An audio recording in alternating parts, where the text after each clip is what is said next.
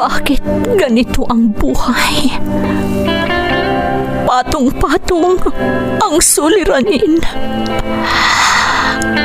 Bakit kahit anong aking gawin, di ko mahagilap ang solusyon? Bakit napakadilim ng mundo para sa akin?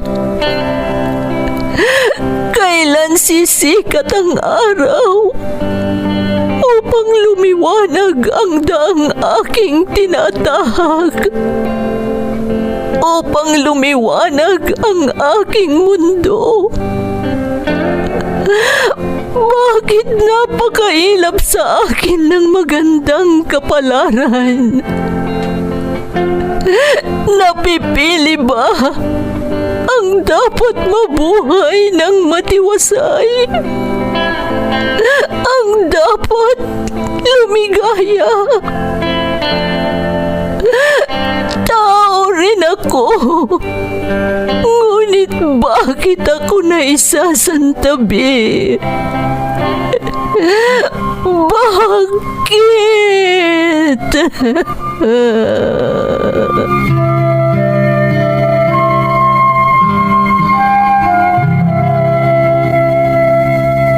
Puno ang mundo ng suliranin. Ang solusyon, umaapaw din. Sa bawat pagpatak ng luha, katumbas nito ay ligaya. Sa tuwing sasapit ang gabi, darating ang bagong umaga.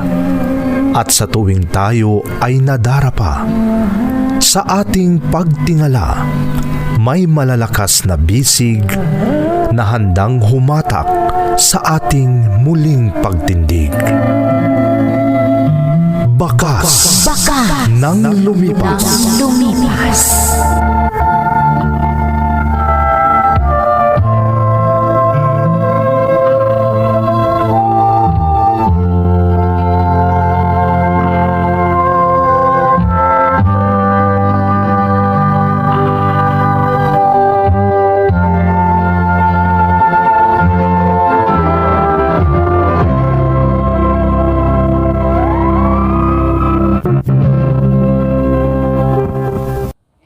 Don't forget to like and share and subscribe to this YouTube channel and hit the bell button.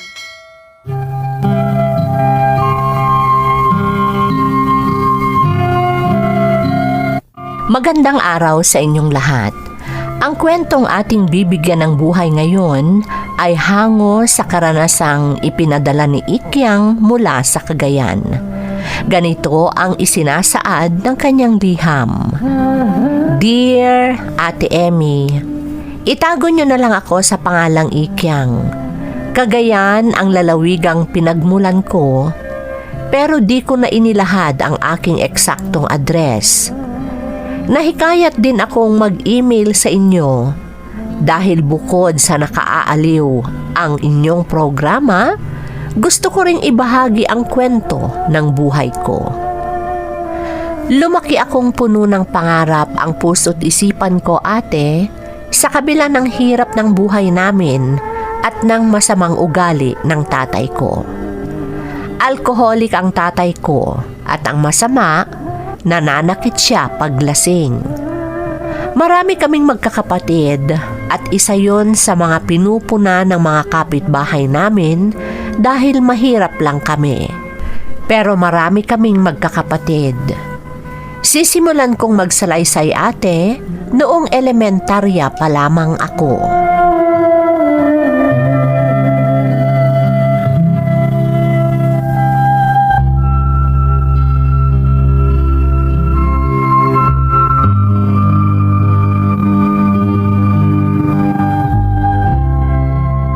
Wow!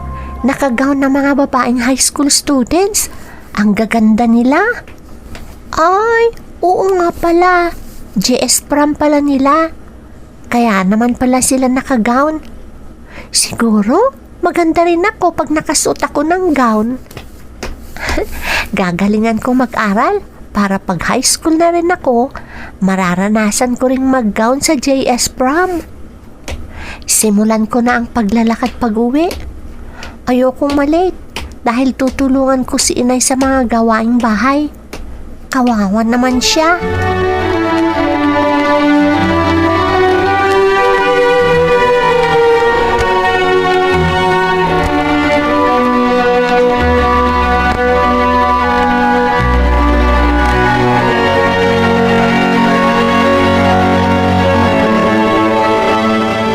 Iki ang anak, kukuha ako ng maraming labada bukas. Tulungan mo akong maglaba dahil alam mo naman, kailangang pumasok sa trabaho ng ate mo sa palengke. Ha? Mag-a-absent na naman po ako bukas, inay? Oo, anak. Ay? Oh, bakit ka napabuntong hininga? Huwag mong sabihing ayaw mo na akong tulungan sa paglalaba ko. Alam mong isa yan sa kinukunan natin ng pang-araw-araw na gastusin natin dito sa bahay. Dahil wala naman tayong inaasahan sa magaling mong ama. Inay? Sige na, asikasuhin mo na ang mga kapatid mo. Aayusin ko pa ang hapunan natin. Kumain na muna tayo dahil siguradong gagabihin at lasing na naman ang itay nyo pagdating niya.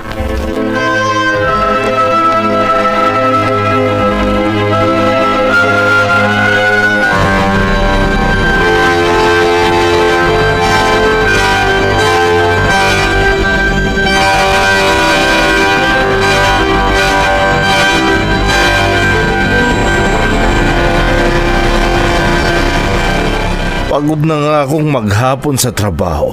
Pagkatapos, talbos ng sayote lang ang ipapakain mo sa akin. Puwisit kang babae ka. Anong magagawa ko kung yan lang ang meron? Hindi ka naman nagbibigay ng pera pambili ng masarap na pagkain. Ang sabihin mo, buwisit ka talaga. Wala kang kwenta, wala kang silbi. Hindi mo man lang ako maasikaso ng mabuti. Anong hindi maasikaso ang sinasabi mo? Ano pa ba ang gusto mong pag-aasikaso? Ginagawa ko naman ang lahat. Nagdadahilan ka pa. Gusto mong masaktan? Ayan ka na naman, Minyong. Ayan ka na naman, Minyong. Ayan ka na naman, Minyong, niyang mukha mo. Puwisit ka. Talagang wala kang alam. Yang bunganga mo. Baka magising ang mga anak natin. Wala akong pakialam kahit magising sila. Pagsamasamahin ko pa kayong lahat. Mga buwisit kayo. Wala kayong kwenta. Lalong-lalo ka na.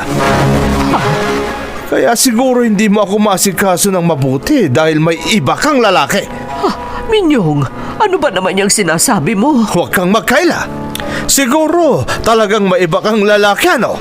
Buwisit ka talaga. Malandi ka.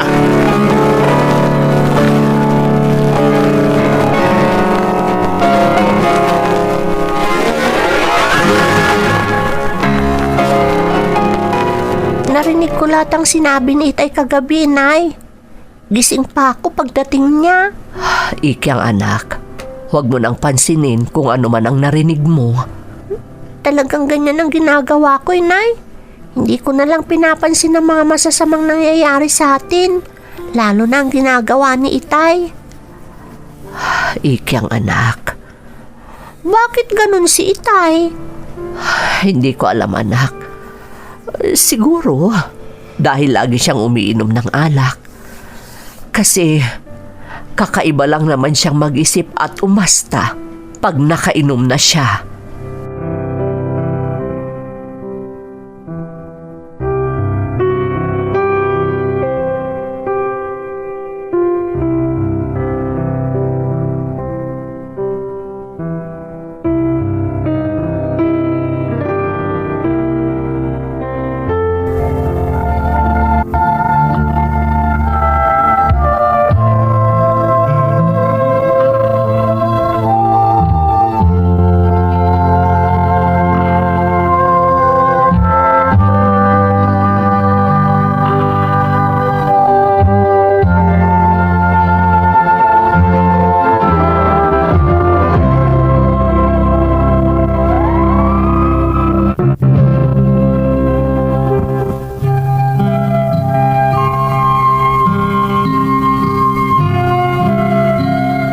Ganyan ang buhay namin, Ate Emmy. Nahihirapan kami dahil gaya nga ng sabi ko, Bukod sa marami kaming magkakapatid, iba pa ang ugali ng tatay ko. Palagi siyang dumarating na lasing at pagkatapos, naghahanap ng masarap na pagkain. Pinagbibintangan pa niya ang nanay ko na nanlalalaki daw dahil nagsiselos siya. At ang pinakamasakit na sinasabi niya kapag lasing na siya ay hindi niya kami mga anak dahil anak daw kami sa ibang lalaki ng inay namin. Madalas magreklamo ang inay ko sa barangay pero pagdating sa pagdinig, lumalambot ang nanay ko dahil ayaw umano niyang maparusahan ang tatay ko. Noong 14 na taong gulang na ako, hindi na makapagtrabaho ang nanay ko dahil sa panganganak niya. Kaya napilitan akong pumasok bilang kasambahay at lalo ko pang napabayaan ang aking pag-aaral. Minsang umuwi ako pagkatapos magtrabaho. Ganitong eksena ang nadatnan ko, Ate Emmy.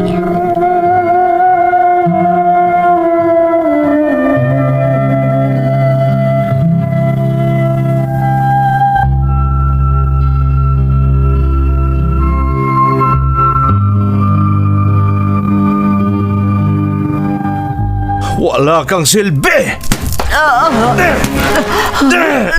Tama na, Minyong. Parang awa mo na. Awa ka sa akin. Anong maawa ang sinasabi? Bubugbugin kita! Tama na, Inay! Tigilan niya na si Inay! Baka kung anong mangyari sa kanya dahil sa ginagawa niyo! Hoy, Ikyang! Lumayo ka rito! Huwag mong kampihan ang bastos mong ina kung ayaw mong masaktan! Pakiusap, Itay! Tama na! Nakakaawa na si Inay! Dumudugo na ang labi niya dahil sa pananakit niyo sa kanya! Sinabi ko na ngang lumayo ka! Kaya nang sinabi, lasapin mo ang galit ko, walang iyakang babae. Ito gagamitin ko! Tigilan niyo na Lahat ng po, sasabihin ko. Inay!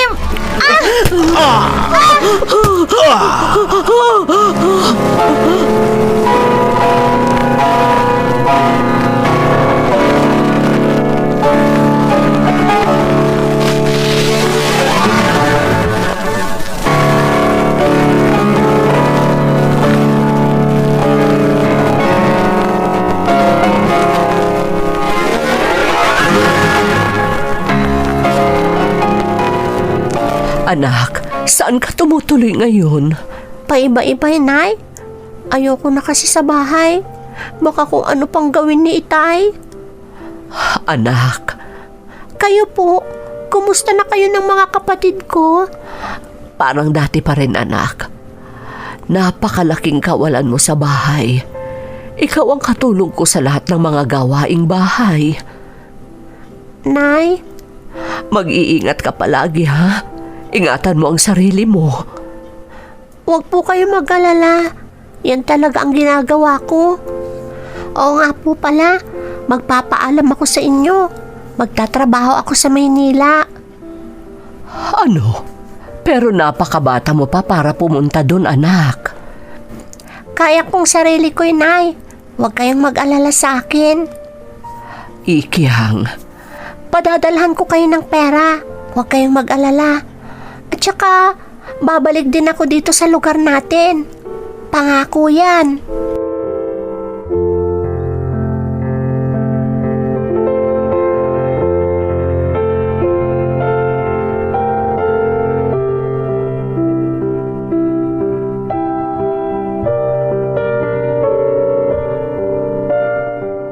O ano? Kumusta naman ang pagiging kasambahay mo dito sa amin? Maayos naman po, senyor. Salamat po sa kabaitan na pinapakita niyo sa akin. Masipag ka, Ikyang, at wala akong masabi sa'yo. Nag-aalala lang ako dahil minor de edad ka pa. Senyor, Siguradong sasamain ako pag nalaman ng mga kinauukulan na nagtatrabaho ka dito bilang kasambahay. huwag po kayong mag-alala, senyor. Hindi ko ugali ang gumala. Kaya walang makakaalam na nagtatrabaho ako sa inyo. Alam mo, Ikyang, bilib ako sa iyo. Ang layo ng pinanggalingan mong lugar. Pero gaya ng nasabi ko, ika'y minor de edad pa lamang. Para sa nanay at sa mga kapatid ko, senyor, gagawin ko ang lahat. Handa po ako magsakripisyo para sa kanila. Kung ganon, sige, mananatili kang kasambahay dito hanggat gusto mo. Huwag kang mag-alala. Sasabihan ko ang mga kasamahan mo na huwag kang pahirapan.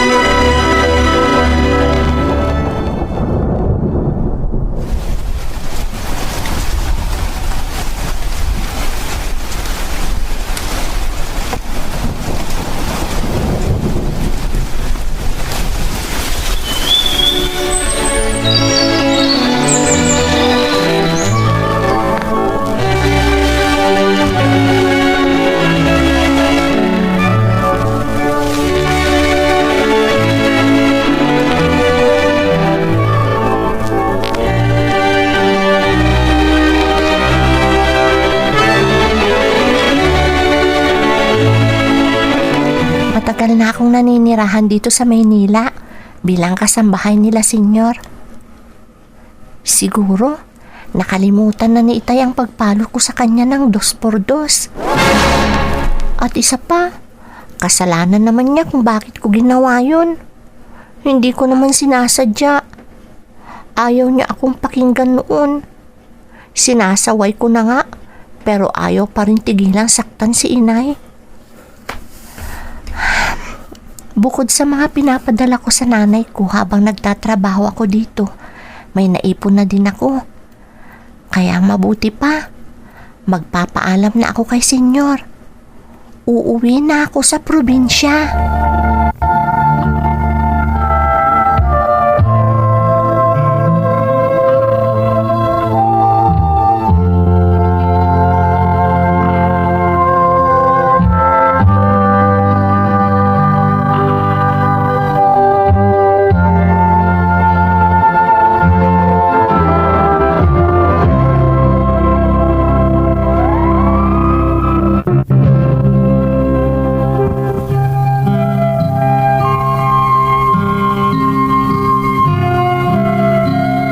Pagkatapos ng mahabang panahon na pagtatrabaho ko sa Maynila, bumalik ako sa probinsya namin, Ate Emmy.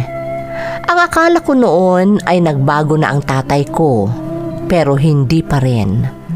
Kung ano ang ugali niya noong iniwan ko, ganun pa rin nang bumalik ako. Kaya may takot pa rin ako na baka bigla niya akong sumbatan sa ginawa ko sa kanya. Kaya nag-iingat ako palagi. Para patuloy pa rin akong kikita, nagtrabaho ako sa isang restaurant bilang waitress. Dito ko nakilala si Jong. Siya ay taga-Tarlac na lumipat dito sa Isabela.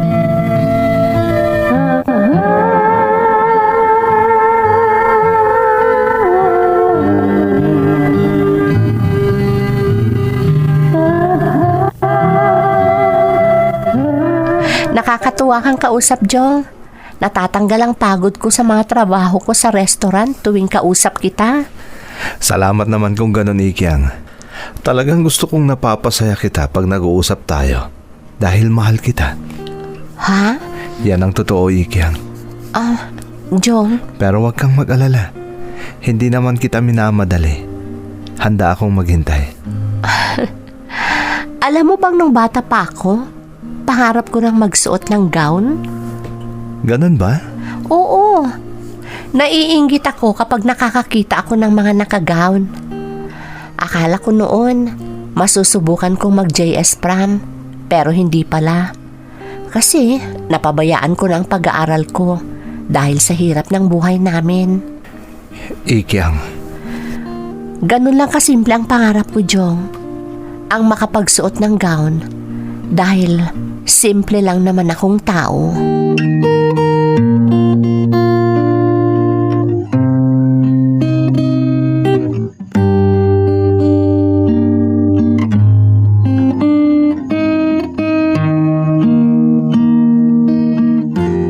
Anak, mas maganda siguro kung wag ka na munang magpapakita sa itay mo.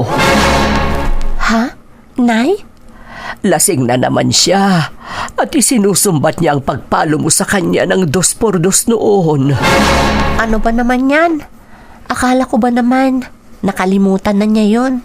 Pero hindi pa rin pala. Ikyang anak. Simula nang bumalik ako dito sa lugar natin, hindi ko man lang nakitang hindi lasing si Itay. Iiyak ang isang araw na hindi siya iinom. Nakakapanlo mo talaga si Itay, Inay. Nakakainis. Pakiusap, anak. Ako na ang nakikiusap sa iyo para walang away. Hindi rin ako papayag na saktan ka ng itay mo. Naiintindihan ko kayo, Inay. Huwag po kayo mag-alala. Ako na ang iiwas para walang gulo.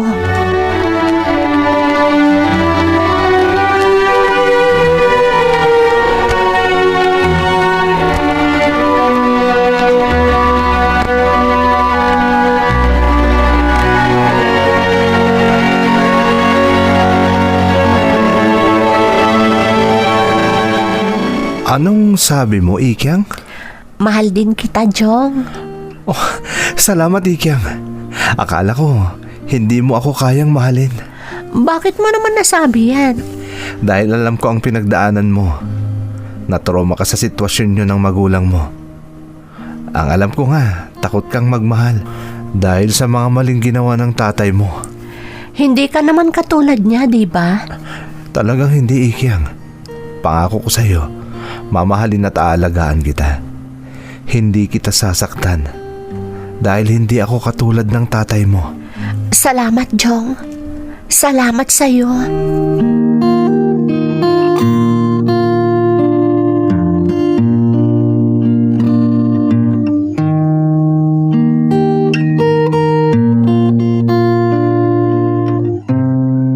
Saan ka pupunta kung tuluyan ka nang aalis sa bahay, anak? Huwag niyo na akong isipin, Nay. Kaya kong alagaan ang sarili ko. Pagod na ako sa sitwasyon na nakikita ko araw-araw sa bahay. Lagi kayong inaaway ni Itay. Hindi siya tumitigil. Ikyang. Ayoko magsinungaling sa inyo, Inay. Sasabihin ko kung ano talaga ang balak ko. Ano, Ikyang?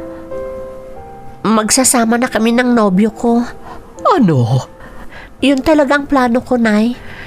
Ipagpalagay na lang natin na gusto kong iwasan ang hindi magandang sitwasyon sa bahay.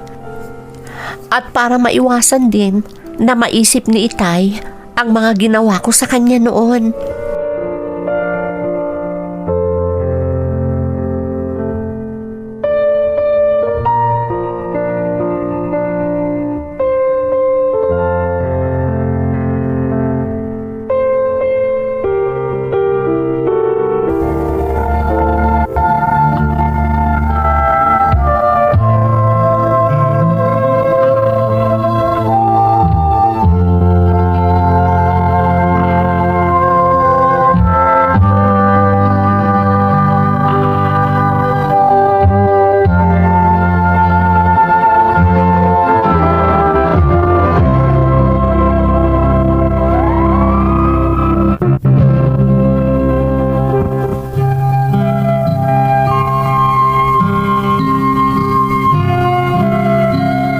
Alam kong hindi sang-ayon si Inay sa desisyon ko, pero hindi na niya ako napigilan, Ate Emmy. Nakisama ako kay Jong at sa tulong ng Panginoon, naging maayos naman kami kahit hindi pa kami kasal. Lagi kong sinasabi sa kanya na dapat din kaming magpakasal, lalo na't pangarap ko talagang magsuot ng gown. Pero ayon sa kanya, kahit hindi kami kasal, ang mahalaga ay maayos ang pagsasama namin. Totoo nga naman kung iisipin, lalo na't marami rin kaming kakilala na may asawa. Grande pa ang mga naging kasal nila, pero naghiwalay din sila. Habang kami, maayos naman ang pagsasama namin kahit hindi kami kasal. Gayunpaman, lagi ko ring ipinagdarasal na sana ay dumating ang sandali na makapagpakasal din kami. Ito ang aking kwento. Lubos na gumagalang, Ikyang. Ikyang, salamat sa paglalahad ng iyong kwento. Nakalulungkot ang naging karanasan mo sa iyong pamilya. Alam kong hindi tama ang sasabihin ko dahil kasama sa 10 utos ng Panginoon na dapat nating igalang ang ating mga magulang. Pero sa palagay ko, nararapat lamang ang ginawa mo sa tatay mo. Dahil kung hindi ka nakialam noong sinasaktan niya ang iyong ina, baka kung ano na ang nangyari ng mga sandaling yon. Sa tingin ko, huwag mo na lang kalimutang isama sa panalangin mo na magbago ang tatay mo. Tungkol naman sa relasyon niyo ni Jong, masaya ako na maayos kayo. Pero tama ka na patuloy mong ipanalangin at pangarapin na sana ay makapagpakasal rin kayo ni Jong para mabasbasan ang inyong pagsasama. Muli, maraming salamat sa pagbabahagi ng iyong kwento dito sa ating programa, Bakas ng Lumipas. Di man bubura sa isipan ang mga pagsubok.